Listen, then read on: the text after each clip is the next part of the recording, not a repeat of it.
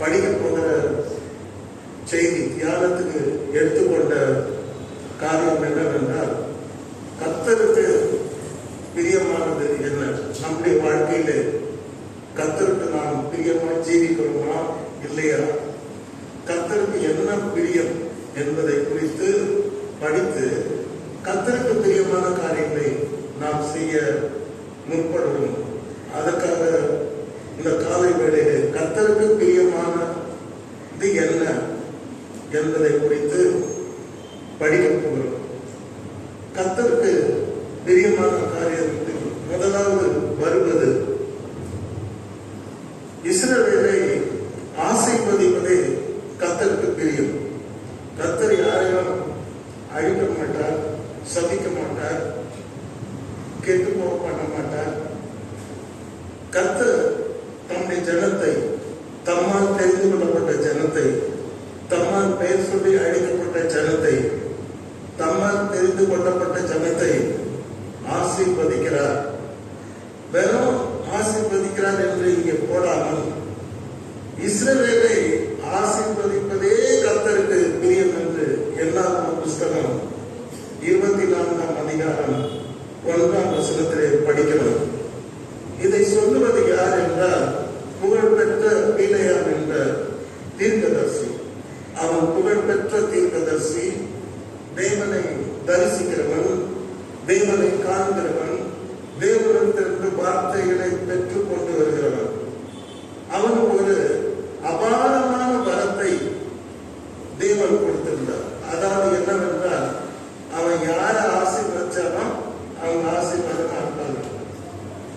அவன் யாரை சபிச்சாலும் உண்மையிலே அவங்க சாபம் ஆயிடுவாங்க. யாரா தோத்து போனாங்கன்னா தோத்து போயிடுவாங்க, யாரா நீ ஜெயிப்பா ஜெயிப்பாங்க. அந்த மாதிரி ஒரு வித்தியாசமான ஒரு வரத்தை பெற்றவனாக பிலேயாம் இருந்தார். இந்த மாதிரி வரம் பெற்றவர்களை நான் பைபிள்ல யாரையும் பார்த்ததே இல்லை. ஆகவே இஸ்ரவேல் ஜனங்கள், தேவனுடைய ஜனங்கள் திரளா இருக்கிறார்கள், அவர்களை அழிக்க முடியாது என்று மோவாபிய ராஜா பாலாக் கண்டு இவர்களை அழிக்க ஒரே ஒரு வழி, பிலேயாமை அழைத்து அவர்களை பார்த்து சாபம் போட சொல்ல வேண்டும் என்று, பொண்ணை தருகிறேன், வெள்ளியை தருகிறேன், வீடு முழுது ஆசையை தருகிறேன் என்று சொல்லி ஆசை காட்டி அவனை கூட்டிக் கொண்டு வருகிறார். அவன் அப்படியே அவர்களை பண ஆசையினால ஈர்க்கப்பட்டு தேவனுடைய ஜனங்களை சபிக்கும்படியாக வருகிறான். வந்த பொழுது கர்த்தர் அவன் மேல் இறங்கி அவனுடைய இதயத்தை மாற்றி அவனுடைய நாவிலே அவர் வந்து இறங்கி அவர் என்ன சொல்றாருன்னா, சபிக்கிறது பதிலா ஆசீர்வாதம் போட வைக்கிறார். என்ன ஆசீர்வாதம் போட வைக்கிறாரு? இஸ்ரவேலை ஆசீர்வதிப்பதே கர்த்தருக்கு பிரியம். கர்த்தர் இஸ்ரவேலை ஆசீர்வதிக்கிறார். ஆனா வந்தது எதுக்கு? சாபம் போடுவது. ஆனால் சாபத்தை கர்த்தர் ஆசீர்வாதமாக மாற்றி அமைத்து அங்கே இஸ்ரவேல் ஜனங்களை அவன் மூலமாகவே, சபிக்க வந்த அவன் மூலமாகவே ஆசீர்வதிக்கிறார். அல்லேலூயா. நம்மை யாரும் சபிக்கவே முடியாது. எவ்வளவுதான் சபிச்சாலும் அந்த சாபமா ஆசீர்வாதமா நமக்கு மாறும். எத்தனை பேர் விசுவாசிக்கிறீங்க? ஏன்னா கர்த்தருக்கு இதயத்துல பிரியம் என்னன்னா, நம்முடைய ஜனங்களை ஆசீர்வதிக்க வேண்டும் என்பதுதான் அவருடைய ஆசை, அவருடைய வாஞ்சை. நீங்க எல்லாம் நல்லா இருக்கணும், நீங்க எல்லாம் ஆசீர்வாதமா இருக்கணும், நீங்க அநேகருக்கு ஆசீர்வாதமா இருக்கணும், உங்களை ஆசீர்வதிப்பது தான் எனக்கு பிரியம் என்று சொல்லுகிறார். கர்த்தருக்கு மகிமை உண்டாக. ஆகவே தேவனால் அழைக்கப்பட்ட உங்களுக்கு ஆசீர்வாதமே சொன்னோம். ஏனென்றால் கர்த்தர் உங்களை ஆசீர்வதிக்கவே பிரியப்படுகிறார். ஒரு நாள் நீங்க வீழ்ந்து போக மாட்டீங்க, ஒரு நாள் நீங்க கைவிடப்பட மாட்டீங்க, ஒரு நாள் நீங்கள் வெட்கப்பட்டு போக மாட்டீங்க, ஒரு நாளும் உங்கள் முகம் இருந்து போகாது. கர்த்தர் உங்கள் முகங்களை பிரகாசிக்க செய்வார். நீங்கள் வெட்கப்பட்டு போவதற்கு செய்வார். உங்கள் புலம்பலை ஆனந்த கழிப்பாக மாற்றுவார். உங்களுக்கு மகிழ்ச்சியும் ஆனந்தத்தையும் சந்தோஷத்தையும் கர்த்தர் தருவார். உங்களை ஆசீர்வதிப்பதை கர்த்தருக்கு பிரியம். You should have that faith. கர்த்தர் என்னை ஆசீர்வதிப்பார். நான் விழ மாட்டேன், நான் போக மாட்டேன், நான் திரும்பி ஏந்திருப்பேன், திரும்பி ஓடுவேன். பைபிள்ல ஒரு வசனம் இருக்குது, நீதிமான் 7 முறை விழுந்தாலும் 7 முறையும் எழுந்து ஓடுவான். அல்லேலூயா. 7 முறை விழுந்தாலும் மீண்டும் எழுவான். அதான் நீதிமான். அல்லேலூயா. நீதிமான் என்ன பைபிள்ல போறீங்க, அது ஒண்ணு கர்த்தருடைய பிள்ளைகள் என்று அதுக்கு அர்த்தம். அவருடைய ரத்தத்தை பற்றும் விசுவாசத்தினாலே நீதிமான்களாக்கப்பட்டார்கள் என்று அர்த்தம். கர்த்தர் உங்களை ஆசீர்வதிப்பார். முதலாவது, கர்த்தருக்கு நம்மை பற்றிய பிரியமும் நம்மை ஆசீர்வதிப்பது. கவலைப்படாதீங்க, நான் விழுந்துட்டேனே, ஐயோ என் லைஃப் இப்படி ஆயிடுச்சே, நான் திரும்பி எந்திரிப்பேனா, திரும்பி நான் மீண்டும் என்னுடைய வாழ்க்கையில நீதியின் சூரியன் உதிக்குமா, வாழ்க்கை இருந்து போயிருந்த எல்லா காரணத்தையும் ரோசார் கர்த்தர் ஆசீர்வதிப்பார். அது அவருக்கு பிரியம். அல்லேலூயா. கர்த்தருக்கு நன்றி செலுத்துவோமா, ஸ்தோத்திரிப்போமா. கர்த்தாவே, என்னை ஆசீர்வதிப்பது உனக்கு பிரியமா இருக்கிறபடி அவருடைய நன்றியோடு ஸ்தோத்திரிக்கிறேன் என்று கர்த்தரை நாம் துதிப்போம். அது மாதிரி 1 சாமுவேலின் புஸ்தகம் 15ஆம் அதிகாரம் 22வது வசனத்திலே சவுல் ராஜாவை பார்க்கின்றோம். சவுல் ராஜா கொஞ்சம் முரட்டாட்டமான ராஜா. ஆனால் he was chosen by God, தேவனால் தெரிந்து கொள்ளப்பட்டவர். ஆனால் தேவனுக்கு கீழ்ப்படியாதவர், தேவனுக்கு செவி போடாதவர். கர்த்தர் ஒன்று சொன்னா அவர் ஒன்று செய்வார். கர்த்தர் இதை கேட்கனா கர்த்தர் சொல்றதுக்கு இன்னொரு வார்த்தை கேட்பார். அந்த மாதிரியான ஆள் தான் சவுல் ராஜா. இஸ்ரவேல் ஜனங்களுடைய முதலாவது ராஜா. ஒரு கீழ்ப்படியாமை நோக்கி நடந்த மனிதன். கர்த்தருக்கு செவி கொடாமல் அவன் பிரியம் போல நடக்க முற்பட்ட மனிதன். சுயசித்தத்தை நிறைவேற்ற முற்பட்ட ஒரு மனிதன். அப்ப அவன் பலி செலுத்துறான். அப்ப கர்த்தருடைய மனுஷன் சாமுவேல் வந்து சொல்றார், சாமுவேல் சவுலை பார்த்து சொல்லுகிறார், கர்த்தருடைய சத்தத்திற்கு கீழ்ப்படியத்தை பார்க்கிலும், யாருடைய சத்தத்திற்கு? கர்த்தருடைய சத்தத்திற்கு கீழ்ப்படியத்தை பார்க்கிலும். இன்னைக்கு அநேக சத்தங்கள் இருக்கிறது, உலகம் முழுவதும் நிறைய சத்தங்கள் இருக்கிறது. அதிலே உன்னதமான சத்தம் கர்த்தருடைய சத்தம். இப்போது நீங்க கேட்கிறது கூட கர்த்தருடைய வார்த்தையினுடைய சத்தம் தான்.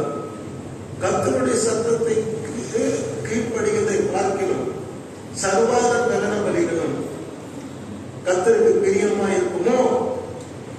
சர்வாத தகன பலி முக்கியமா? ராஜாவை கர்த்தருக்கு கீழ்ப்படிவது முக்கியமா அப்படின்னு கேள்வி எழுப்புறார்.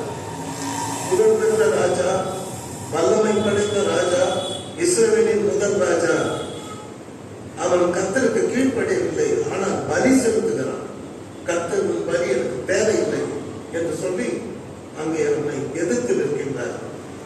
பிற்பாடு நாம் பார்க்கும் பொழுது பலி பார்க்கிலும் கீழ்ப்படிதலும், ஆட்டுக்கடாக்களின் இனத்தை பார்க்கிலும் செவி கொடுத்தலும் உத்தமம் என்று சொல்லுகிறார். கீழ்ப்படிதல் தான் எனக்கு தேவை, செவி கொடுத்தல் தான் எனக்கு தேவை. இதுதான் உத்தமமான வாழ்க்கை. இன்னைக்கு தேவனுடைய பிள்ளைகளாக நாம் தேவனுடைய சத்தத்திற்கு செவி கொடுக்கிறோமா? தேவனுக்கு நாம் கீழ்ப்படுகிறோமா? எனக்கு நிறைய பேரை பார்க்கும் பொழுது தேவனுடைய சத்தத்துக்கு அவன் செவி கொடுக்கிறதே இல்லை, தேவனுக்கு கீழ்ப்படுகிறதே இல்லை. ஆனால் தேவன் சொல்லுகிறார், எனக்கு கீழ்ப்படிவது எனக்கு பிரியம், நீங்களான கீழ்ப்படிவது எனக்கு பிரியம், என் சத்தத்துக்கு நீங்க செவி கொடுக்கிறதா எனக்கு பிரியம். அப்படி நீங்கள் செய்யும் பொழுது நீங்கள் உத்தமமான காரியத்தை செய்கிறீர்கள் என்று சொல்கிறார். ஆகவே முதலாவது கர்த்தருக்கு பிரியமானது நம்மை ஆசீர்வதிக்கும். இரண்டாவது கர்த்தருக்கு பிரியமானது அவருக்கு நாம் கீழ்ப்படிந்து நடப்பது. அடுத்து அவருக்கு செவி கொடுத்து அவர் சொன்னதை செய்வது. அதுதான் கர்த்தருக்கு பிரியம். மூன்றாவதாக நாம் பார்க்கும் பொழுது 1 சாமுவேலின் புஸ்தகம் 12ஆம் அதிகாரம் 22வது வசனத்திலே கர்த்தருக்கு பிரியமான அடுத்த காரியத்தை பார்க்கிறோம். கர்த்தர் பேச, கர்த்தர் உங்களை இங்கே உட்கார்ந்திருக்கிற உங்களை தமக்கு ஜனமாக்கிக் கொள்ள பிரியமானபடியால் தமது தமது மகத்துவமான நாமத்து நிமித்தம் தமது ஜனத்தை கைவிட மாட்டார். மகிமையான காரியங்களை தமது ஜனங்களின் மத்தியிலே செய்வார். அல்லேலூயா. கர்த்தருக்கு ஸ்தோத்திரம். கர்த்தர் உங்களை தமக்கு ஜனமாக்கிக் கொண்டார். பிரியமானபடியார் கர்த்தருடைய ஜனமாய் நீங்கள் ஆவது கர்த்தருக்கு பிரியம். கர்த்தர் பிரியப்பட்டுதான் நம்ம எல்லாரையும் அழைத்திருக்கிறார். பெயர் சொல்லி அழைத்திருக்கிறார். நமக்கு விலை மதிக்க முடியாத ரட்சிப்பை கொடுத்திருக்கிறார். அவருடைய நாமத்தின் மேல் விசுவாசம் உள்ளவர்களாய் அவரை ஏற்றுக்கொண்டு அவருடைய பிள்ளைகளாகும்படியான பாக்கியத்தை கொடுத்திருக்கிறார். எப்படியாவது உங்களை இஸ்ரவேல் ஜனங்களை பார்த்து கர்த்தர் சொல்கிறார், உங்களை தமக்கு ஜனமாக்கிக் கொள்ள அவர் பிரியமானார். ஆனபடினால் உங்களை ஜனமாக்கி அவருடைய ஜனமா உங்களை மாற்று அவருக்கு பிரியமாயிருக்கிறபடினால் அவர் தமது ஜனத்தை கைவிட மாட்டார். அல்லேலூயா. ஆண்டவர் ஒருபோதும் தமது ஜனத்தை கைவிட மாட்டார். மகிமையான காரியங்களை ஆண்டவர் செய்வார். அல்லேலூயா. நீங்கள் விசுவாசத்தால் தேவனுடைய மகிமையை காண்பீர்கள். மார்ச் மாதத்தில் கர்த்தர் உங்களை கைவிட மாட்டார். மகிமையான காரியங்களை செய்வார். மகிமையான காரியங்களை என்று சொன்னால் குளோரியஸ் திங், உங்கள் புத்திக்கும் அறிவுக்கும் எட்டாத பெரிய காரியங்களை அவர் செய்வார். எத்தனை பேர் விசுவாசிக்கிறீங்க? ஏன்னா நீங்க எல்லாரும் காமனா சொல்ற, நீங்க எல்லாரும் அவருடைய ஜனங்கள். அவருடைய ஜனங்களை அவர் நெகிழ விட மாட்டார். அவரை கைவிட மாட்டார். அவருடைய வாழ்க்கையிலே மகிமையான காரியங்களை செய்வார். ஏனென்றால் கர்த்தருடைய ஜனங்களாய் நாம் இருக்கும்படி நாம் தெரிந்து கொள்ளவில்லை, தேவனை நம்மை தெரிந்து கொண்டார். அடுத்தபடியாக கர்த்தருக்கு பிரியமான காரியத்தை நாம் பார்க்கின்றோம். அந்த கர்த்தருக்கு பிரியமான காரியம் என்னவென்றால் அன்செல்ஃபிஷ் பிரேயர், சுயநலமற்ற ஜெபம். நிறைய பேர் நான் நினைக்கிறதெல்லாம் நடக்கணும்னு ஜெபம் பண்றாங்க. நான் என்னென்ன நினைக்கிறனோ அதெல்லாம் நடந்துக்கணும். ஆமா, அது நடக்காது. ஆனா நீங்க அப்படி நடக்கணும்னு நினைக்கலாம். அது சுயநலத்தின் ஜெபம். சுயநலத்தின் ஜெபத்தை கர்த்தர் ஒருபோதும் விரும்புவதில்லை. சுயநலமற்ற ஒரு ஜெபத்தை தான் அவர் விரும்புகிறார். இதுக்கு எடுத்துக்காட்டாக யார் இருக்கின்றார்? 1 ராஜாக்களின் புஸ்தகம் 3ஆம் அதிகாரம் 10ஆம் வசனத்திலே சாலமோனை நாம் பார்க்கின்றோம். சாலமோன் என்றால் சமாதானம் என்று அர்த்தம். சாலமோன் இந்த காரியத்தை கேட்டது, சாலமோன் இந்த காரியத்தை கேட்டது ஆண்டவருடைய பார்வைக்கு பிரியமான விண்ணப்பமாய் இருந்தது, உகந்த விண்ணப்பமாய் இருந்தது. நாம் ஜெபிக்கிறது, எல்லாரும் ஜெபிக்கிறோம். ஆனா கர்த்தருக்கு பிரியமா ஜெபிக்கிறோமா? நம்முடைய ஜெபம் கர்த்தருக்கு உகந்த ஜெபமாய் இருக்கிறதா அல்லது சுயநலமான ஜெபமாய் இருக்கிறதா? கர்த்தர் சொல்றாரு புதிய ஏற்பாட்டு புஸ்தகத்துல எல்லாரும் ரட்சிக்கப்படணும், அதான் தேவனுடைய சித்தம். அதுக்காக ஜெபம் பண்ணுங்க. ராஜாக்களுக்காக ஜெபம் பண்ணுங்க, அதிகாரிகளுக்காக ஜெபம் பண்ணுங்க. இன்னும் கர்த்தரை அறியாத கோடி கோடி மக்களுக்காக நீங்க ஜெபம் பண்ணுங்க. அப்படி நிறைய காரியங்களை ஜெபத்தில் அதிகாரிகளுக்காக அரசாங்கத்துக்காக ஜெபம் பண்ணுங்க, ரூலர்ஸ்க்காக ஜெபம் பண்ணுங்க. நிறைய இருக்குது. இதெல்லாம் சுயநலமற்ற ஜெபம். கேட்டீங்களா? திருச்சபையிலே தேவனுடைய ராஜ்யக்காக ஜெபம் பண்ணுங்க, அவன் நாம மையப்பட ஜெபம் பண்ணுங்க. அப்படி நிறைய இருக்குது. ஆனால் இதெல்லாம் சுயநலமற்ற ஜெபம். நான் நல்லா இருக்கணும், என் குடும்பம் நல்லா இருக்கணும், நான் நினைக்கிறதெல்லாம் நடக்கணும் அப்படின்னு ஜெபம் பண்றது சுயநலமான ஒரு ஜெபம். அந்த காலத்துல ஒரு சின்ன கதை சொல்றாங்க. ஒரு பொண்ணு ரொம்ப பிரேயர் பண்ணணும். திடீர்னு ஒரு ஏஜுக்கு வந்து முன்னால நின்றுட்டாங்க. நின்றுட்டு மகளே உனக்கு என்ன வேணும்னா நான் கொடுக்குறேன், உனக்கு என்ன வேணும்னு கேட்கணும். அப்ப அதை சொல்லுது, இது எனக்கு நிறைய தேவை இருக்குது, ஆனா அதுக்கு முன்னால ஒரு கண்டிஷன்.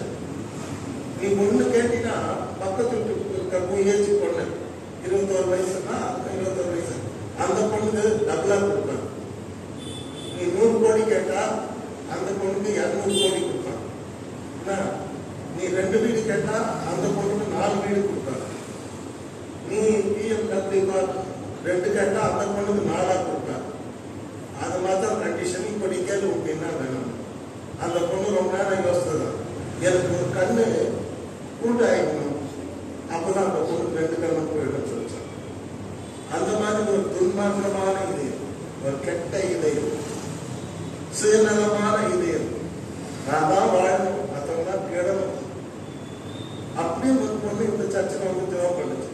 இந்த தெருவில் இருக்காங்க வைரம் வியாபாரி, அழகாக ஒரு பொண்ணு.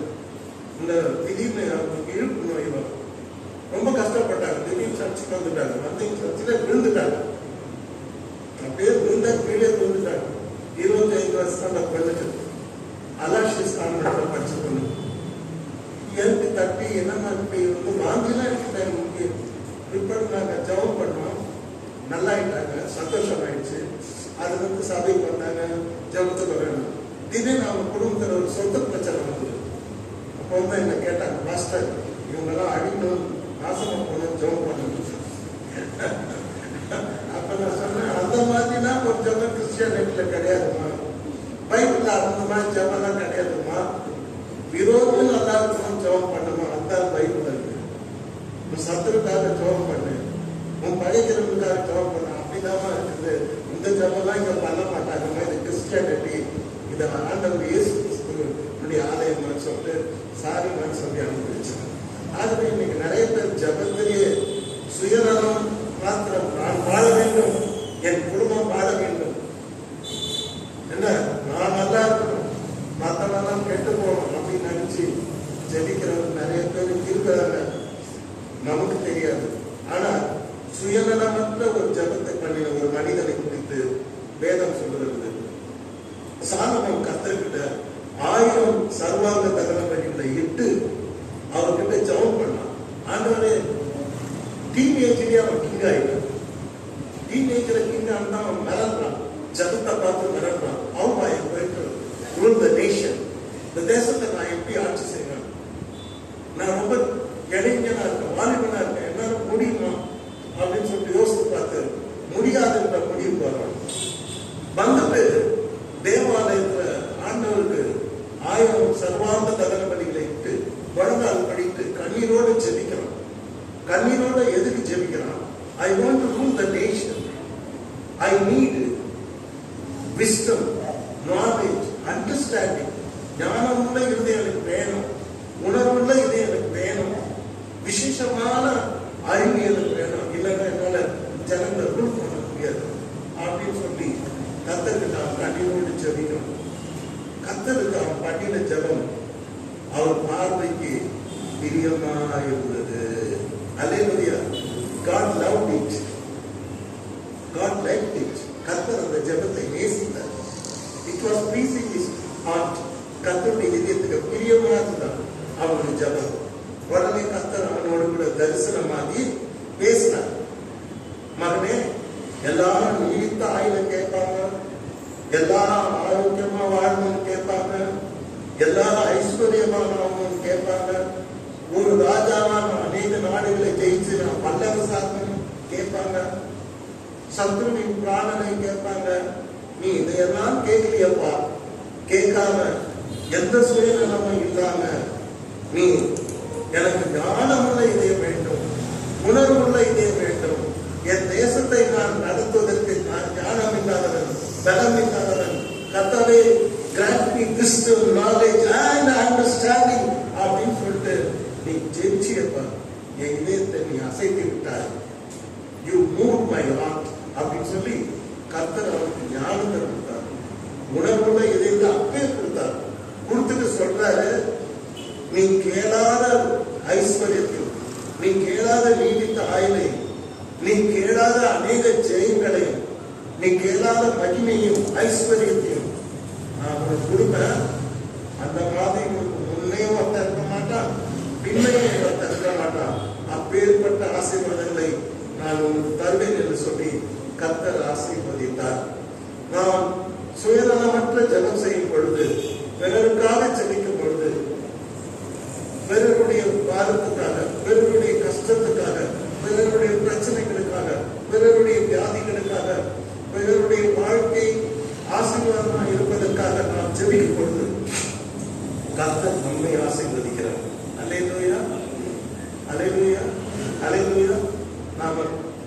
சேவை எங்க அக்கா வந்து மெடிக்கல் லைன்ல இருக்காங்க. அடிக்கடி சொல்லுவாங்க. ஒரு நாள் அழுதாங்க போன்ல. அவங்க அட்லாண்டால இருக்காங்க. எனக்கு வயசு 84 ஆயிடுச்சுனா பேலன்ஸ் சொல்லுவாங்க.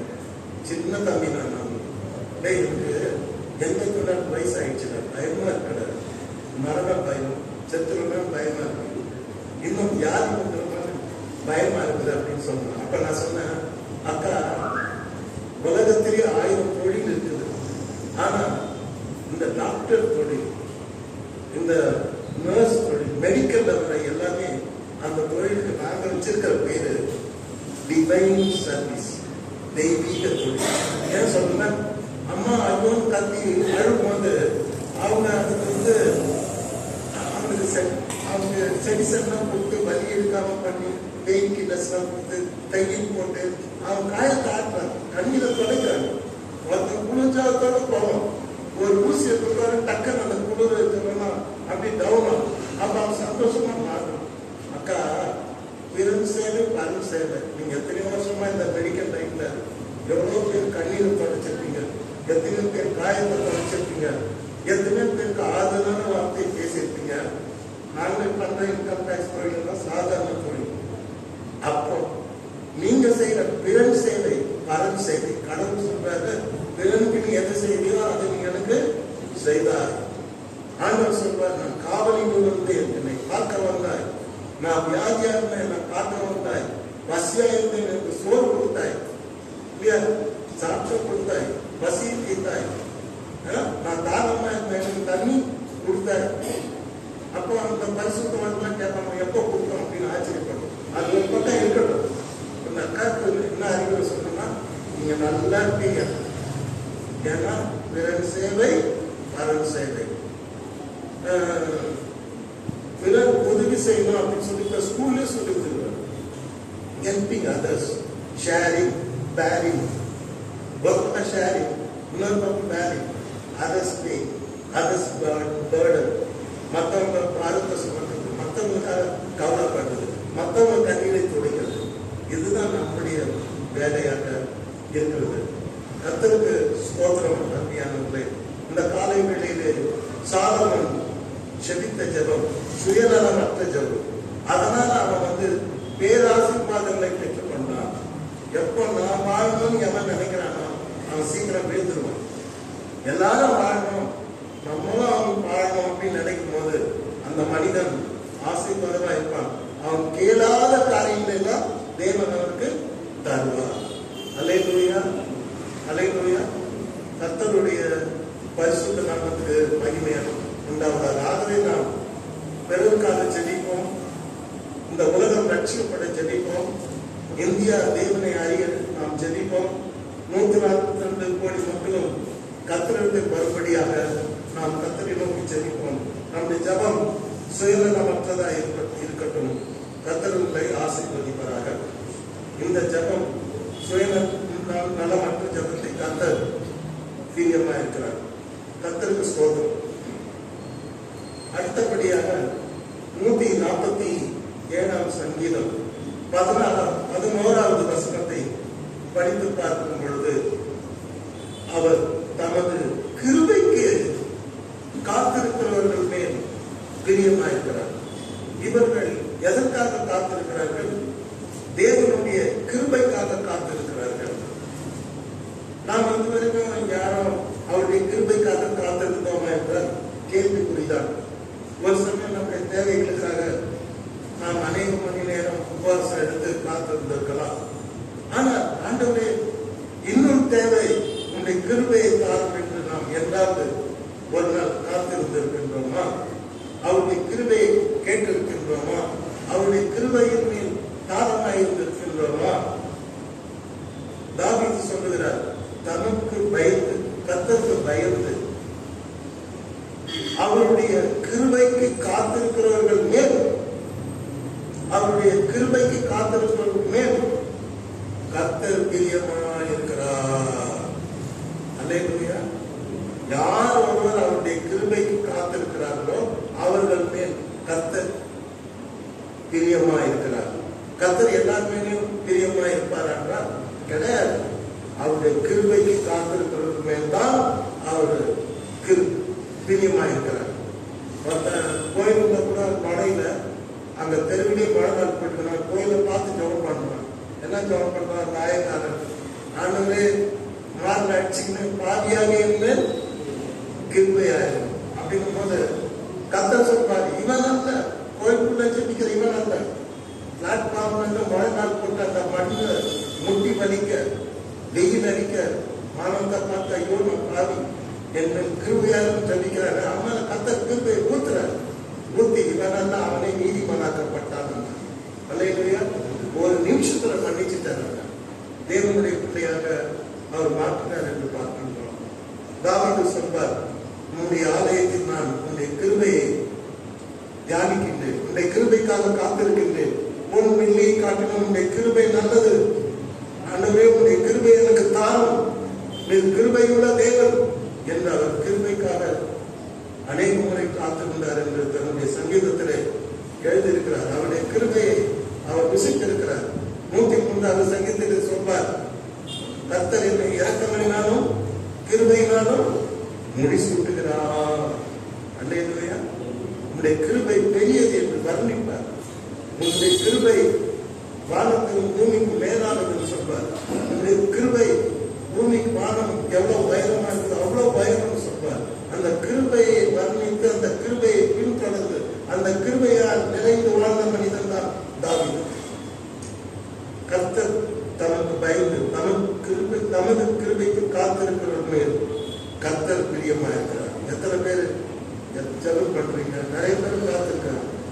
பாவியாக என்ன கிருபையாக ஆண்டவரே சொல்லிட்டார். அம்மா நீ ரட்சிக்கப்பட்டுட்ட, பாவம் மன்னிப்பு பெற்றுட்ட, இன்னும் அதே நினைச்சு அழாத. அவருடைய கிருபையினால நாம் ரட்சிக்கப்பட்டோம். கிரியையினால் அல்ல, கிருபையினாலே நாம் ரட்சிக்கப்பட்டோம். கிரியையினால் அல்ல, கிருபையினாலே நாம் நீதிமன்றப்பட்டோம். அப்ப நம்ம எல்லாம் அவருடைய கிருபையை பெற்ற மக்கள். இந்த அவருடைய கிருபைக்காக காத்திருக்கிறவர்கள் மேல் அவர் பிரியமா இருக்கிறார். அல்லேலூயா. கர்த்தருக்கு ஸ்தோத்திரம். நாம் அவருடைய கிருபைக்காக காத்திருப்போம். இளைஞரும் இலைப்படைந்து சோர்ந்து போவார்கள், வாலிபரும் இடறி விழுவார்கள். கர்த்தருக்கு காத்திருக்கிறவர்களோ கழுகு போல பலனடைந்து சட்டைகளை அணிந்து எழுதுவார்கள். அவர்கள் ஓடினாலும் இலைப்படையார்கள், நடந்தாலும் சோர்ந்து போவார்கள். அல்லேலூயா. கர்த்தருடைய கிருபைக்காக நாம் காத்திருக்கும் பொழுது நாம் கழுகு கொண்ட பலனை பெறுவோம், அவருடைய சத்துவத்தை பெறுவோம், வல்லமையை பெறுவோம், பலத்தை பெறுவோம். No doubt.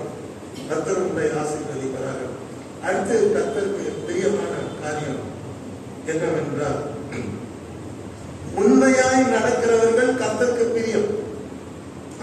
இந்த ரொம்ப கஷ்டமான மேட்டர். பைபிள் படிக்கிறது, பாட்டு பாடுறது, டிவியில பிரசங்கம் கேட்கறது அதெல்லாம் ரொம்ப ஈஸி. ஆனா உண்மையா நடக்கணும். அது கர்த்தர் விரும்புகிறார். நீதிமொழிகள் 12:22 பார்க்கும்போது பொய் உதடுகள் என்ன உதடு? நிறைய பேர் எல்லாம் லிப்ஸ்டிக் அடிக்கிறாங்க, ரெட் லிப்ஸ்டிக், அந்த மேட்சிங் அடிக்கிறாங்க, லிப்ஸ்டிக் நிறைய. அந்த உதடை பத்தி பைபிள்ல எழுதப்படுது கேவலம். அந்த உதடு பேர் என்ன? பொய் உதடு. நான் தான் லிப்ஸ்டிக் அடிச்சு மேக்கப் பண்ணணுமா? உதடு கருத்து என்ன வருது? பொய் உதடு, டர்ட்டி உதடு, அபாமினேஷன் பண்றாங்க. கர்த்தருக்கு அருவருப்பான உதடு. பொய் உதடுகள் கர்த்தருக்கு அருவருப்பானவைகள். அல்லேலூயா. It is abomination to God. சொல்லுவாங்க, பொய் சொல்ற வாய்க்கு போதனை கிடையாது. யாருக்கு எதுக்காக தமிழ் ரெண்டும் மிக்சிங் வருது. அந்த பழமொழியில ரெண்டும் கோட்ஸ். சில பேர் வாழ்க்கையே பொய் தான். பொய்யிலே பிறகு பொய்யிலே வளர்ந்த புலவர் பெருமனை. தூங்கியாச்சும் பொய் சொல்லணும், தூங்கும் போது பொய் சொல்லணும், போன் பேசும்போது பொய் சொல்லணும். பொய்யே வாழ்க்கை. அம்மா கிட்ட பொய் சொல்லணும், அப்பா கிட்ட பொய் சொல்லணும், பிரின்சிபல் கிட்ட பொய் சொல்லணும், லெக்சரர் கிட்ட பொய் சொல்லணும், ஆபீஸ்ல அதிகாரி கிட்ட ஏன்பா லேட்டா பண்ணணும் சார், எங்க பாட்டி செஞ்சுறாங்க, பொய் சொல்லணும். பொய் பொய் பொய் பொய். இந்த உலகமே பொய்யில பொருள் அப்படியே உலகம் சுத்தத்துல பொய்யோட கலந்து சுத்துறாங்க. ஸோ கிறிஸ்டியன் அந்த காலத்துல இப்போ இந்த உலகத்துல இல்லைங்க. எங்க அப்பா அம்மா வாழ்ந்தது நாங்க சின்ன பசங்க இருக்கும்போது கிறிஸ்டியன்ஸை பத்தி உலகத்துல எல்லாம் பேசிக்குவாங்க. என்ன பேசிக்குவாங்க தெரியுமா? கிறிஸ்தவங்க பொய் சொல்ல மாட்டாங்க. Really it's real. இந்தியாவில் இந்த ஒரு வழக்கு, இந்த பழமொழி, இந்த கோட்ஸ் அந்த காலத்துல இருந்து இருந்தது. இப்போ அது போயிடுச்சு. எங்க அப்பா அம்மா காலம், I mean long back 100 years ago, கிறிஸ்டியன்ஸ்னா கட்டாயம் சொல்லுவாங்க. இந்துஸ்னா முஸ்லிம்ஸ்னா சொல்லுவாங்க. கிறிஸ்டியனியா பொய் சொல்ல மாட்டாங்க. அப்படி ஒரு சாட்சி நமக்கு இருந்தது. ஆனா இப்ப அந்த சாட்சியெல்லாம் இருக்குதான்னா தெரியாது. தேடிதான் கண்டுபிடிக்கணும். பொய் முதல்கள் கர்த்தருக்கு அருவருப்பானவைகள். உண்மையாய் நடக்கிறவர்களோ கர்த்தருக்கு தெரியும். God loves them. உண்மையா நடக்கிறவங்கள கர்த்தர் லவ் பண்றாரு. அல்லேலூயா. God loves you when you speak truth, when you be honest. உண்மையா வாழும் பொழுது வேலை செய்யற இடத்துல உண்மை, அம்மா கிட்ட உண்மை, அப்பா கிட்ட உண்மை, மனைவி கிட்ட உண்மை, மனைவி புருஷன் கிட்ட உண்மை, பிள்ளைகள் பெற்றோரிடத்தில் உண்மை, பெற்றோர் பிள்ளைகளிடத்தில் உண்மை, உண்மையாக நீ வாழும் பொழுது கர்த்தர் அதிலே பிரியப்படுகிறார். அல்லேலூயா. வெறும் கிறிஸ்டியன் தான் பைபிள் படிக்கிறது, ஜெபம் பண்றது, கோயில் போயிட்டு வீட்டுக்கு போய் படுத்துக்கிறது நம்ம routine life is not that. நம்ம ஒரு ஹானஸ்ட் லைஃப் லீட் பண்ணணும். நம்ம ஒரு உண்மையுள்ள வாழ்க்கையை நடக்கணும். தானியேல் பாக்குறீங்களா? கடைசியில் உண்மையா இருக்கும். சிங்க கேபில போட போறீங்களா? ஓகே, நான் உண்மையதான் என் கடவுளுக்கு. உண்மை உள்ளவர்களை தேவன் தேடுகிறார். உண்மை உள்ளவர் பரிபூர்ண ஆசீர்வாதங்களை பெறுவார். கொஞ்சம் இல்ல, கம்ப்ளீட் 100% ஆசீர்வாதங்களை உண்மை உள்ளவர் பெறுவார். அல்லேலூயா. அல்லேலூயா. பொய் உதடுகள் கர்த்தருக்கு அருவருப்பானவைகள். உண்மையாய் நடக்கிறவர்களோ அவருக்கு தெரியும். உண்மையா யார் நடந்தாலும் அவங்க பின்னால கர்த்தர் இருப்பார். அவங்க கர்த்தர் லவ் பண்ணுவார், நேசிப்பார். அவருடைய அன்பு என்னும் நேசம் என்னும் அந்த நேசப்பொடி அவங்க தலைவரை பார்த்துட்டே இருக்கும். Are you honest? உண்மையா இருக்கிறியா? உண்மையா இருக்கிறியா? குடும்பத்துல உண்மையா இருக்கிறியா? பெற்றோருக்கு உண்மையா இருக்கிறியா? மனைவிக்கு உண்மையா இருக்கிறியா? புருஷனுக்கு உண்மையா இருக்கிறியா? பிள்ளைங்களுக்கு உண்மையா இருக்கிறியா? சபைக்கு உண்மையா இருக்கிறியா?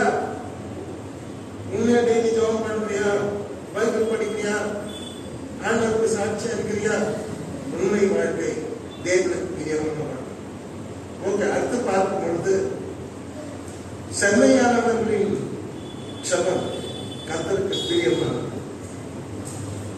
யார் ஒருத்தர் செம்மையான இதயத்தோடு, சுத்த இதயத்தோடு ஜெபம் பண்றாங்களோ அந்த ஜெபத்தில் தேவன் பிரியமா இருக்கிறார். இங்க நீதிமொழிகள் 15:8 படிக்கும் பொழுது துன்மார்க்கனுடைய பலி, யாருடைய பலி? துன்மார்க்கனுடைய பலி. பேர் என்னங்க? துன்மார்க்கன். என்ன செலுத்துறான்? பலி செலுத்துறான். துன்மார்க்கனுடைய பலி கர்த்தருக்கு அருவருப்பானது.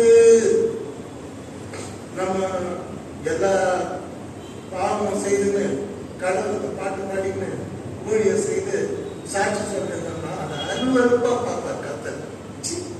இத்தனை காரியங்களை செய்துட்டு, இத்தனை அருவருப்பான காரியங்களை செய்துட்டு நீ வந்து எனக்கு பாட்டு பாடுறியா? நீ வந்து எனக்கு பிரசங்கம் பண்றியா? நீ எனக்கு ஊழியம் செய்யா? அருவருப்பா பார்ப்பார். ஒரு சமயம் லிப்ஸ்டிக் போட்டுருக்கணும், மேக்கப் போட்டுருக்கணும், ஆனா ஒரு ஜீன்ஸ் போட்டுருக்கணும், ஸ்டைலா சூட்டு போட்டுருக்கணும். ஆனா துன்மார்க்கனமாய் வாழ்க்கை வாழ்ந்துட்டு கர்த்தருக்கு பலி செலுத்துவது it is abomination to God. கர்த்தருக்கு பார்க்கிறாரா? அருவருப்பாக இருக்கிறது. இந்த மாதிரி அருவருப்பான காரியங்கள் இன்றைக்கு அநேகர் செய்து கொண்டிருக்கிறார். துன்மார்க்கனுடைய பலி கர்த்தருக்கு அருவருப்பாக.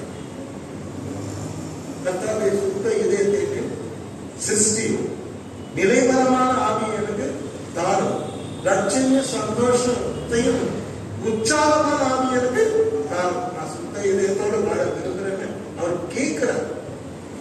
இவன் கேட்கல, லைஃபே தான் கர்த்தரை ஏமாத்துறது, சபையை ஏமாத்துறது, எல்லாத்தையும் தன்னைதானே கடைசியில் ஏமாத்துறான். ஸோ துன்மார்களுடைய படி கர்த்தருக்கு அருவருப்பானது. செம்மையானவர்களின் ஜபமோ, செம்மையானவர்களுடைய ஜபமோ, அந்த சுத்த இதயத்திற்கு வந்த ஜபமோ கர்த்தருக்கு பிரியம், கர்த்தருக்கு பிரியம். God loves it. Hallelujah. God loves it. Before you pray, cleanse your heart, cleanse your mind, cleanse your body. There are so many equipments God has kept for you to cleanse yourself. For purification, கர்த்தர் எத்தனையோ வச்சிருக்கார். அவருடைய வசனம், ஜெபம், பாவ அறிக்கை, அவருடைய ரத்தம், இன்னும் என்ன வேணும், பைபிள் எல்லாம் வச்சிருக்கார். உன்னை சுத்திகரிக்க கர்த்தர் உங்களை ஆசீர்வதிப்பார். செம்மையான இதயத்தோடு நாம் ஜெபிப்போமாக. அதில் கர்த்தர் பிரியமா இருக்கிறார். அல்லேலூயா. எல்லா என்ன சொல்றாங்க, எல்லா சூதம் வாதம் வச்சுன்னு ஜெபம் பண்ணா கர்த்தர் அதை கேட்கவே மாட்டான். அது இந்த கூரைக்கு மேல ஏறாது. புரியுதுங்களா? சூதம் வாதம் வேதனை தரணும். நல்லா சுத்த இதயத்தோட வச்சுன்னா நல்லா சூதுவாதோட சூதும் வாதம் என்ன கொடுக்கும்? சுத்த இதயத்தோட நீங்க வாழ்ந்து ஜெபம் பண்ணுங்க. ஓகே, செம்மையான இதயத்தோடு செம்மையான ஜெபமும் அவருக்கு தெரியும். கர்த்தர் செம்மையான இதயத்தை விரும்புகிறார், பிரியப்படுகிறார். அந்த இதயத்துக்கு வருகிற அந்த இதயத்துக்கு வருகிற ஜெபத்தை கர்த்தர் காது கொடுத்து கேட்கிறார். கர்த்தருக்கு ஸ்தோத்திரம் உண்டாவதாக. கர்த்தருடைய வழியிலே நாம் நடக்கும் பொழுது கர்த்தர் நம்மை பிரியப்படுகிறார். அல்லேலூயா. அவருக்கு அது பிரியம், அவருக்கு பிரியம். God loves it. கர்த்தருடைய வழிகள். There are so many ways. மனுஷனுக்கு செம்மையா தோன்ற வழி இருக்குது. அவனுக்கு செம்மையா தோணும், ஆஹா சூப்பர் வழி. ஆனா அந்த வழி அவன் பார்வைக்கு அப்படி தோணுச்சு இல்லை. ஆனா அதுல மரணம் இருக்கு. அல்லேலூயா. அது மரண வழி. You will die. If you walk in that way, definitely the way will come, you will die. If you walk in the ways of God, you will not die. You will live. கர்த்தருடைய வழியில நடந்தினா பிழைப்ப, வாழ்வ. ஆனா உனக்கு செம்மையா தோணுன வழியில உன் இஷ்டம் போல நீ நடத்தினா சார் உனக்கு காத்து. நான் சொல்ல சார் சண்டை பண்ற போறீங்க. கர்த்தருடைய வார்த்தை சொல்லி கர்த்தர் சொல்லு கேட்டீங்களா? அதனால கர்த்தருடைய வழிகளில் நாம் நடக்க வேண்டும். கர்த்தருக்கு பயந்து அவருடைய வழிகளில் நடக்கிற மனுஷன் பாக்கியம். அவன் மனைவி ஆசீர்வதிப்பார், அவன் குழந்தைகளை ஆசீர்வதிப்பார், அவன் பேர குழந்தைகளை ஆசீர்வதிப்பார், அவனுக்கு சமாதானமான வாழ்க்கையை தேவன் தருவார். ஆகவே கர்த்தருடைய வழிகளில் நாம் நடப்பது கர்த்தருக்கு பிரியமான ஒரு விஷயம். பிள்ளைங்க என் வழிகள் நடக்கிறாங்க, அவர் சந்தோஷப்படுவார். அது மாத்திரமல்ல, அவனுடைய சத்துருக்களும் அவனோடு சமாதானம் ஆகும்படி செய்வார். உன் விரோதி, உன் எதிரி, நீ போகலாம். அவன் உன் கூட்டாளி வந்து உன் வீட்டு பக்கம் வந்து ஐயோ நான் உன் மனசை நோக்கடிச்சுட்டேன், உனக்கு புதிய இல்லாத காரியத்தை செய்தேன், ஐ எம் ஃபீலிங் சாரி, நான் வருந்துறேன், நான் மன்னிச்சுடு, நம்ம தான் ஒன்னா இருப்போம், சந்தோஷமா இருப்போம் அப்படின்னு சொல்லிட்டு அவன் கூட காம்ப்ரமைஸ் ஆகிடும். உங்கள்கிட்ட சமாதானம் எப்போ கர்த்தருடைய வழிகளில் நாம் நடக்கும்போது, அவர் பிரியமான வழியில் நடக்கும்போது இதெல்லாம் நம்ம வாழ்க்கையில் நடக்கும். விரோதியும் நமக்கு நண்பனாக மாறும். ஓகே, அடுத்து நம்ம பார்க்கும்போது இன்னொரு விஷயம் கர்த்தருக்கு பிரியமானது. எசேக்கியேல் தீர்க்கதரிசியின் புஸ்தகம் 18ஆம் அதிகாரம் 23ஆம் வசனம். துன்மார்க்கன் சாகிறது எனக்கு எவ்வளவு மேலும் பிரியமோ. கேள்வி கேட்கிறது யாரு சொல்லுங்க? கேள்வி கேட்கிறது யாரு? மோசையா, சாலமோன், ஆரோன். கேள்வி கேட்கிறது யாரு? இதெல்லாம் தெரியாத, மற்றதெல்லாம் தெரியும். துன்மார்க்கன் சாகிறது எவ்வளவு வேணும் எனக்கு பிரியமோ அப்படின்னு கர்த்தர் கேட்கிறார். துன்மார்க்க வாழ்க்கையில் அவன் சாப்பிடக்கூடாது. எனக்கு அது பிரியம் கிடையாது. துன்மார்க்கம் சாப்பிடுறது எனக்கு எவ்வளவு வேணும் பிரியமோ? நோ. அவன் தன் வழிகளை விட்டு திரும்பி பிழைப்பது அல்லவோ எனக்கு பிரியம். எப்படி சொல்றாரு? எனக்கு பிரியம். அவன் துன்மார்க்கத்தையே வாழக்கூடாது. அந்த வாழ்க்கையிலிருந்து விட்டு மனம் திரும்பி பிழைப்பது அல்லவோ எனக்கு பிரியம் என்று கர்த்தராகிய ஆண்டவர் சொல்லுகிறார். துன்மார்க்க ஜீவியத்திலே ஒரு மனுஷன் சேர்த்து பாவம் சேர்த்துக்கே பண்ணி சேர்த்துட்டே தான் இருக்கும். அல்லேலூயா. பண்ணி தெரியும்போது அது என்னதான் பட்டு மெத்த வச்சாலும் அது போய் சேர்த்துல பாடும். கேட்டீங்களா? ஒரு அந்த காலத்துல ஒரு கதை சொல்லுவாங்க. அந்த கதைலாம் நான் சொல்றது இல்லை இப்போ. ஆனா இதுக்கு என்ன சொல்ற போல இருக்குது. ஒரு அந்த காலத்துல ஃபாரினர் 1947 வருஷத்துக்கு முன்னால ஃபாரினர்ஸ் நம்ம இந்தியாவில் ரூல் பண்ணாங்க. ஒரு மியூசியம்ல ஒரு அழகான டாக் வளர்த்தாங்க, அழகான பன்றியும் வளர்த்தாங்க. டாகுக்கு பரணம் இருந்தது. அதுக்கு ட்ரெஸ் எல்லாம் வாங்கி போட்டு காதெல்லாம் பற்றி கம்பல் மூர்த்தியெல்லாம் போட்டு அதை ட்ரெஸ் எல்லாம் பண்ணி அதுக்கு வச்சு அப்புறமா கேக்கெல்லாம் வெட்டி அன்னைக்கு எல்லாம் நண்பரை போட்டு கை தட்டி டாக் பழக்கம் கொண்டாங்க. அடுத்த அது மியூசியம் தான். நல்ல காரியம். பன்றி பார்த்தாங்க பாருங்க, அழகு பன்றி. அது பறந்து உடனே கெஸ்டெல்லாம் கூப்பிட்டாங்க. நீங்க என்னுடைய பன்றிக்கு பறந்து எல்லாம் வந்துருங்க. எல்லாம் என்ன பண்ணாங்க, பன்றி அழகான பெட்டுக்கெல்லாம் போட்டு ஜம்மன் பண்ணி மேலே டெக்கரேஷன் எல்லாம் பண்ணி எல்லாம் ஹாப்பி பர்த்டே பன்றி கையெல்லாம் தச்சு கேட்கலாம் வெட்டலாம். கொஞ்ச நேரம் பன்றி காணும். எல்லாம் பர்த்டே பேபி தேடி போகிறோம். ஆக்சுவலாக பார்த்தீங்கன்னா பர்த்டே பேபி அந்த பக்கத்தில் சேரு பூமாரி சேரு அங்கே போய் அதில் பார்த்துட்டு இருக்கோம். பர்த்டே ட்ரெஸ்ஸோட நான் தான் பர்த்டே ட்ரெஸ் போட்டாங்க. போய் உள்ள போத்தி எங்க சேத்துல அல்லேலூயா. ஸோ கர்த்தர் சொன்ன துன்மார்க்கம் ஆட்டுக்குட்டிங்கன்னா ஒரு நாளும் போய் சேத்துல உள்ள பூந்தா கூட ஐயோ சேத்துல ஊத்துட்டோன்னு அதை தொடச்சுன்னு பிடிச்சுன்னு வெளியே வரும். பண்ணி சேத்துல போச்சுன்னா மீண்டும் வராது. அது அங்கதான் இருக்கும். ஓகே. துன்மார்க்கம் சாகிறது எனக்கு எவ்வளவு வேணும் தெரியுமோ? அவன் தன் வழியை விட்டு திரும்பி பிழைப்பதல்லவோ எனக்கு பிரியம் என்று கர்த்தராகிய ஆண்டவர் சொல்லுகிறார். ஆண்டவர் சொல்றார் இந்த காலையில, நான் சொல்லல. துன்மார்க்க வாழ்க்கையை விட்டு திரும்பி அழிச்சுக்கோ, தப்பிச்சுக்கோ, மரணத்துக்கு தப்பிச்சுக்கோ, சாவுக்கு தப்பிச்சுக்கோ, நித்தி ஜீவனுக்குள்ள பிரவேசி, பரலோக ராஜ்யத்துக்குள்ள பிரவேசி, சமாதானமான வாழ்க்கைக்குள்ள பிரவேசி, என்னுடைய இளைப்பாதலுக்குள்ள பிரவேசி அப்படின்னு கர்த்தர் கூப்பிடுறார். கர்த்தருக்கு ஸ்தோத்திரம் உண்டாவதாக. அடுத்தபடியாக நாம் பார்க்கும் பொழுது 2 Corinthians 9:7 அவனவன் விசனமாயும் அல்ல கட்டாயமாயும் அல்ல. 2 காரியத்தை சொல்லுது. ஒன்று விசனம், இன்னொன்று கட்டாயம். கட்டாயமும் அல்ல. தன் மனதில் ஏழைத்தபடியே கொடுக்க கடவுள். உற்சாகமாய் கொடுக்கிறவனுக்கு தேவன் பிரியமாயிருக்கிறார். உற்சாகமாய் கொடுக்கிறவன். நீ நிறைய பேர் அந்த கிவிங்க பத்தி careless. Why should I give? No sir, you are earning. கர்த்தருடைய பரிசுத்த நாமத்துக்கு மகிமை உண்டாவதாக. உற்சாகமாக கொடுக்கிறவனுக்கு தேவன் பிரியமாயிருக்கிறார். சில பேர் பார்த்திருக்காங்க, அந்த தகுதிக்கு மேல கொடுக்குறாங்க. எனக்கே ரொம்ப ஆச்சரியமா இருக்காங்க. சர்ப்ரைஸ் ஆகும்.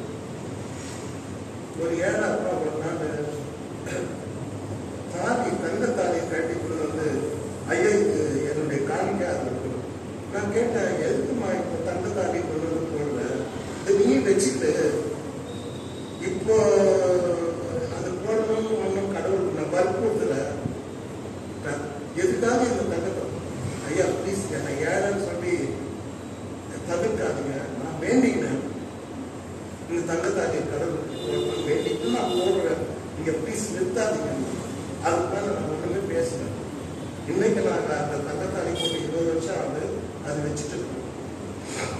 ஏன்னா அதெல்லாம் எடுக்க மாட்டேன். அப்படிதான் உற்சாகமாய் கொடுத்தா அவங்க ரொம்ப ஒரு லேபரர்ஸ் உற்சாகமாய் கொடுக்கிறவங்களுக்கு கர்த்தர் எப்படி இருக்கிறாங்க? பிரியமா இருக்கிறாங்க. இது அவசியம். உற்சாகமா இருக்கணும். இல்ல அதெல்லாம் எடுத்து போய் நல்லா சாப்பிட்டு போய் சரவணா ஹோட்டல்ல போய் நல்லா சாப்பிட்டு, இல்ல வேற என்ன 5 ஸ்டார் ஹோட்டல்ல போய் நல்லா சாப்பிட்டு ஜல்சா உற்சாகமா விசனமாய் கொடுத்தார். நிறைய பேர் விசனமா கொடுக்குறாங்க.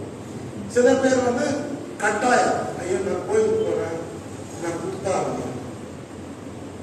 சரி, 2 காரியத்தை தவிர்க்கணும். தேவனுக்கு பிரியமா உண்டாத 2 காரியம். 1 விசனம், 2வது கட்டாயம். சில பேர் பாஸ்டர் கட்டாயப்படுத்துறாங்க. தஸ்மா பாவம் கொடுக்கணும்னா நீ செத்து போயிடுவேன், சாபம்.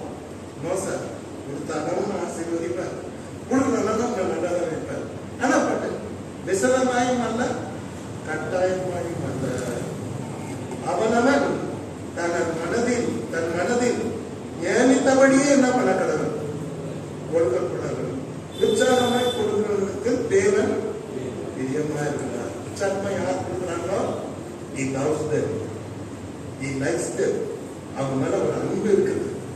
அதனால உற்சாகமா கர்த்தர் உனக்கு எவ்வளவு காரியத்தை உற்சாகமா கொடுத்திருக்காரு. ஆமாவா? நான் நினைச்சு கூட பார்க்கல. ரமணி இவ்வளவு பெரிய ஆளா இருக்கும் ஜிஹெச்ல. நானே ஒரு நாள் அவங்ககிட்ட ஆப்ளிகேஷன் பண்ணேன். அப்பா அவங்க என்ன லீவ் கொடுக்கணும், ஒரு லெட்டர் பார்த்து அப்படின்னு சொன்னேன். வாங்கி எவ்வளவு பெரிய ஆளா இருக்கும். லீவ் எவ்வளவு பெரிய பவர். ரொம்ப சாதாரணமா லீவ் கொடுக்கணும். Team is the head of the department. சரி, கடவுள் கொடுக்குறாரு. கடவுள் அந்த மாதிரி கொடுத்த வரும். கடவுள் எவ்வளவு கொடுத்துருக்காரு. படிப்பு, கல்வி, ஞானம், வேலை, சம்பாத்தியம், சுகம், வேலை, ஜீவன் எல்லாம் கொடுத்துருக்காரு. அப்புறம் நம்ம அவருக்கு உண்மையா வசனமாகவோ கட்டாயமாகவோ அதெல்லாம் கொடுக்கும். உற்சாகம் சிரிச்சுக்கணும், குதிச்சுக்கணும், பாட்டு பாடி அலையா. அப்ப கர்த்தர் உண்மை எப்படி இருப்பார்? பிரியம் உள்ள கொடுக்குது. கர்த்தர் ஒருவருக்கும் கடன்பட்டவர் அல்ல. நீ 1 கொடுத்தா 1000 கொடுப்பாரு. நாமத்தினாலே ஒரு கலசம் தண்ணீர் கொடுத்தாலும் அதற்குரிய பலனை நீங்கள் அடையாமல் போக மாட்டீங்க. கடவுள் ஞாபகம் வச்சு ஒரு கலசம், நம்ம லாங்குவேஜ்ல சொன்னா 1 கிளாஸ் தண்ணி, அது கூட பலன் கொடுப்பாரு. மாஸ்டர் பார்த்தாரு, தண்ணி குடிங்க ஐயா, காஃபி தான் குடிக்க மாட்டீங்க, டீ தான் குடிக்க மாட்டீங்க, ஒரு கலசம் தண்ணி குடிங்க குடிச்சா கத்துறாங்க. அதுக்கு மார்க் போட்டு அதுக்கு அருமையானவர்களே, அடுத்து நாம் பார்க்கும் பொழுது ரோமர் 14ஆம் அதிகாரம் 17-18 பார்க்கும் பொழுது நான் நிறைய படிக்கிறேன். இவைகளிலே கிறிஸ்துவுக்கு ஊழியம் செய்கிறவன் தேவனுக்கு பிரியமானவனும் மனுஷரால் அங்கீகரிக்கப்பட்டவனுமா இருக்கிறான். கிறிஸ்துவுக்கு ஊழியம் செய்கிறவன் தேவனுக்கு பிரியமானவன். யார் ஊழியம் செய்கிறாங்களோ அவங்க பிரியமானவன். நீங்க எந்த பாருங்க, பாஸ்டர் ஊழியம் டிஃபரெண்ட். அருண் பாட்டு நடத்துறாரு, அது வித்தியாசமான ஊழியம், பாடல் ஊழியம். சித்தா சத்யகுமாரி இசை அமைக்கிறார், அது இசை ஊழியம். ஒரு கோயில பெருக்கிறார், அது கோயிலை பெருக்குகிற ஊழியம். ஆத்மாக்களை ஆதாயம் பண்ணுவது ஊழியம், தேவனுடைய அன்பை சொல்வது ஊழியம், தேவனை பிறருக்காக செபிப்பது ஒரு ஊழியம்.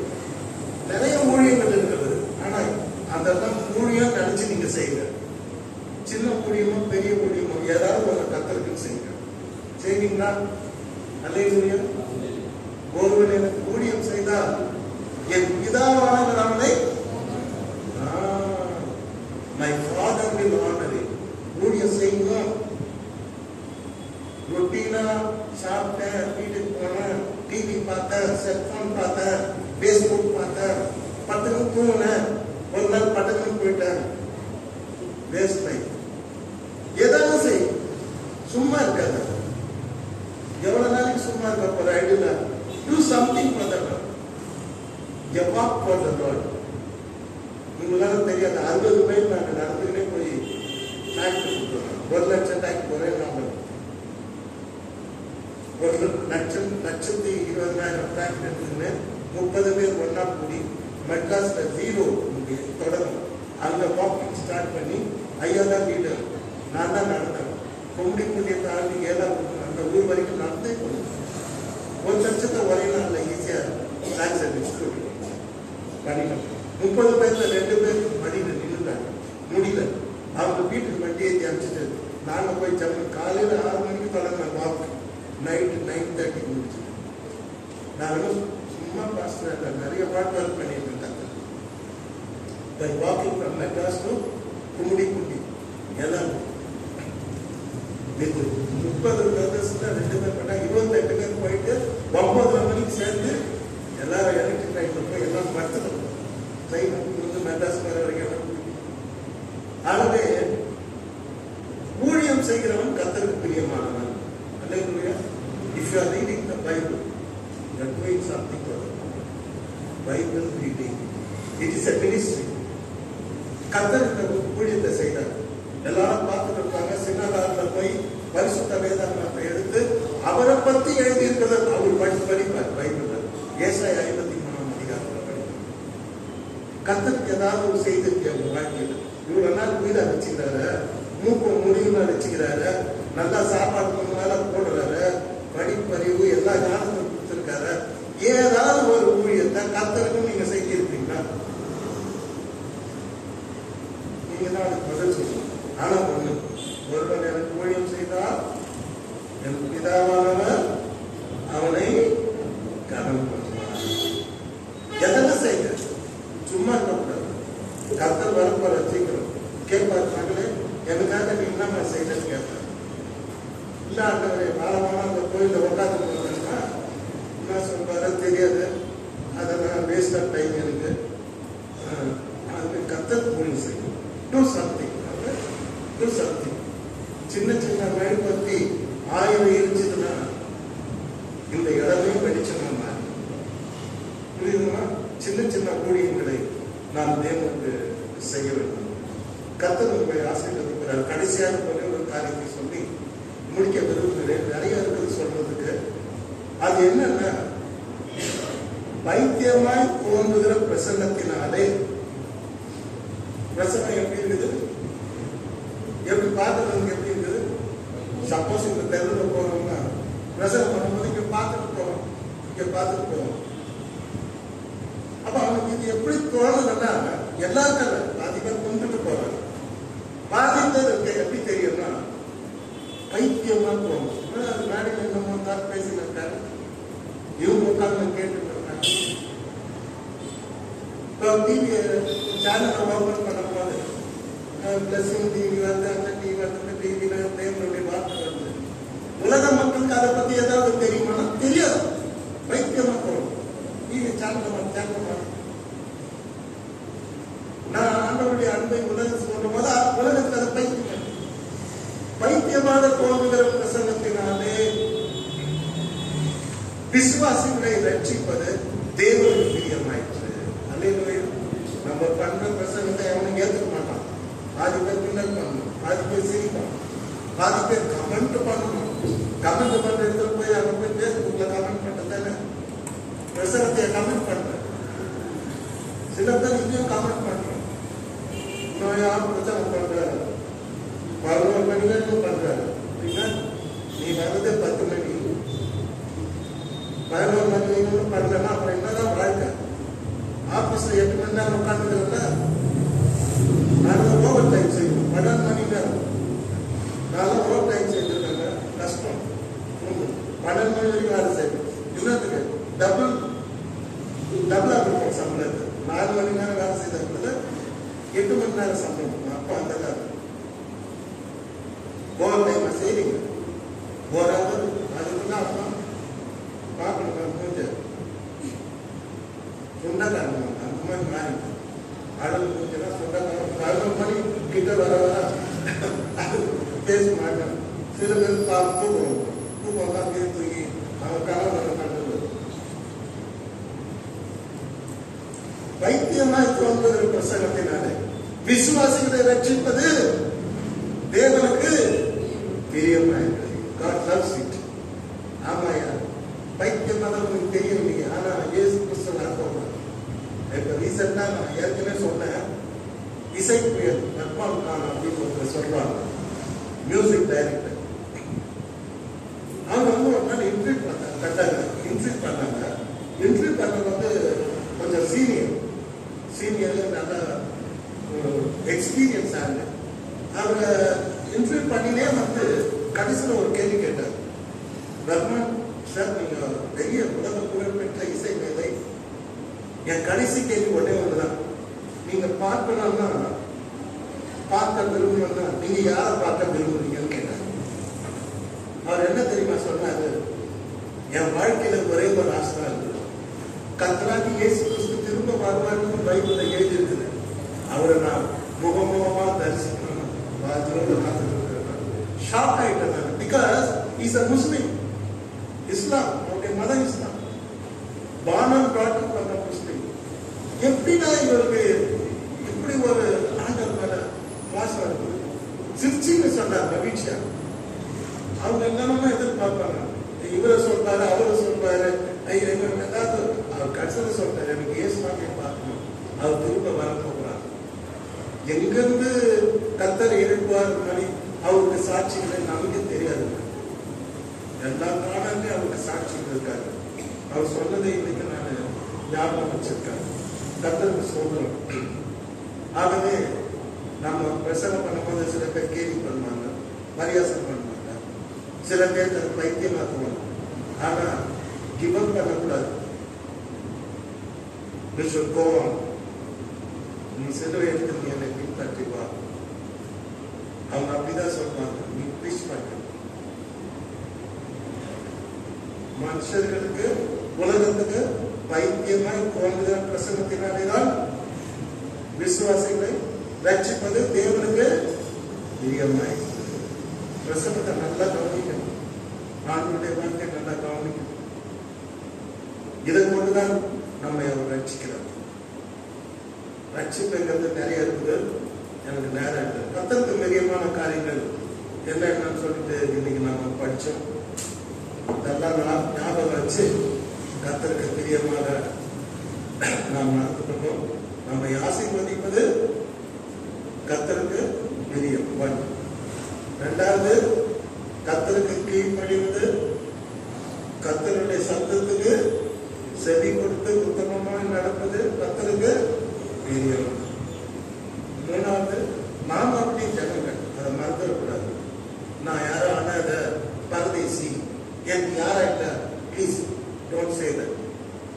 நீங்க கர்த்தருடைய பிள்ளைகள், கர்த்தருடைய ஜனங்கள். உங்களை கைவிட மாட்டார், உங்களை மகிமையாக வைப்பார், நான் தான் வைப்பேன். அடுத்தபடியாக கர்த்தருக்கு காத்திருக்கிறவர்கள், அவருக்கு கர்த்தருடைய கிருபைக்கு காத்திருக்கிறவர்கள் கர்த்தருக்கு பிரியம். அவருடைய கிருபைக்காக நாம் காத்திருக்கிறோம்.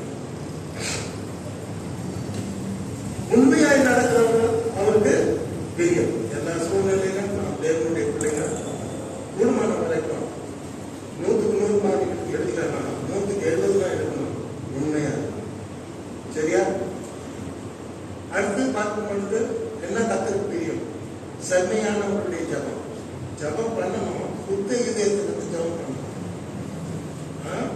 சுத்த இதயத்தை தேவன் தருவார். கேட்டு பெற்றுக்கிட்டு அப்புறமா பிரேயர் ஸ்டார்ட் பண்ணணும். கர்த்தருடைய வழிகளில் நாம் நடப்பது கர்த்தருக்கு பிரியம். அப்படி நடந்தா நம்ம விரோதி கூட நம்ம வீட்டாக சாரி சொல்றோம். ஓகேயா? துன்மார்க்கம் மனம் திரும்பி பிழைப்பது கர்த்தருக்கு பிரியம், அவன் சார்ந்த பிரியம். அப்புறமா என்ன படிச்சோம்? உற்சாகமாய் கொடுப்பது கர்த்தருக்கு பிரியம். व्यसனம் கிடையாது, கட்டாயம். அடுத்து நாம என்ன படிச்சோம்? கர்த்தருக்கு ஊழியம் செய்வது கர்த்தருக்கு பிரியம். ஊழியம் செய்வீங்கன்னா எல்லாம் கை தட்டி காட்டணும், எல்லாம் ஊழியம் செய்யணும். இப்ப good, very good, very good. ஏதாவது ஒரு ஊழியம் பக்கத்துல இருக்கிற ஆளுக்கு அவர் துயரத்துல ஆண்டவருடைய அன்பு சொல்லுங்க, இயேசு உங்களை கைவிட மாட்டார், ஜெபம் பண்ணுறோம். தெரியுமா? கர்த்தர் ஆசை கொடுக்கிறார். ஒருவர் ஊழியம் செய்தால் பிதாவானவரை கனம் பண்ணுவார். கடைசியாக நிறைய இருக்கிறாங்க. கடைசியாக நம்ம என்ன பார்க்கணும்? பைத்தியமாய் தோன்றுகிற வசனத்தினாலே விசுவாசிகளை ரட்சிப்பது தேவனுக்கு தெரியும். கடைசி வரைக்கும் கிறிஸ்டியானிட்டி பைத்தியமா தான் இருக்கும். இந்த நாஸ்திகான பார்த்தா கல்ல அடிக்கிறாங்க. RSS எதுல கல்ல அடிக்கணும்? கிறிஸ்டியானிட்டி தான். சர்ச்சைக்கு போகக்கூடாது. சர்ச்சை உடைக்கிறது இல்லை, வளையும் ரத்தம் போட்டு. ஏன் நீங்க அந்த மணிப்பூர் ஸ்டோரிகள் பார்த்துருப்பீங்க. அவங்க பைத்தியமா தோணும். ஆண்டவர்